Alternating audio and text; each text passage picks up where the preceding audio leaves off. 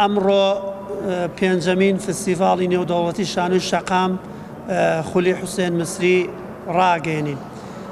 دیارە وەزارەتی ڕۆشنبیری حکوومەتی هەرێمی کوردستان بەڕێوەبەرایەتی گشتی ڕۆشنبیری و هونەری سلێمانی، بەڕێوەبەرایەتی ڕۆشنبیری و هونەری شاری کەرکووک، بە هاوکاری ناوەندی ڕێکخراوە دیموکراتیەکانی کەرکووک و گروپی شانۆی هەوار پێنجەمین فستیڤاڵی شانۆی شەقام ڕاگەێنین.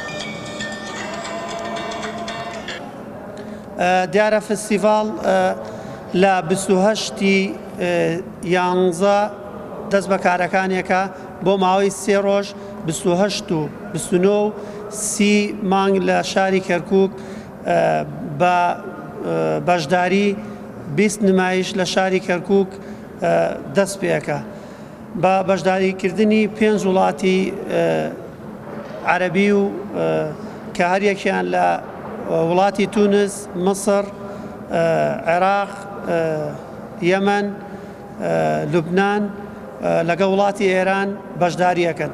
لە وڵاتی ئێرانەوە ئێمە لە ڕۆژانی ڕابردوو لیژنەی بینین 5 نمایشیان دەستنیشان کرد لە کۆی 9 نمایش 5 نمایش بەشداری فستیڤاڵەکە. لە وڵاتی عێراق 2 نمایشمانەیە لە شاری بەغدا و شاری بابلەوە.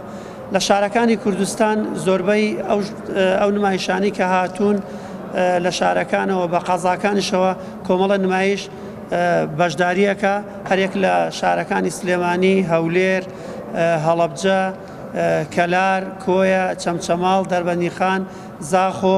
لە شاری کەرکووکیش کۆمەڵە نمایشن.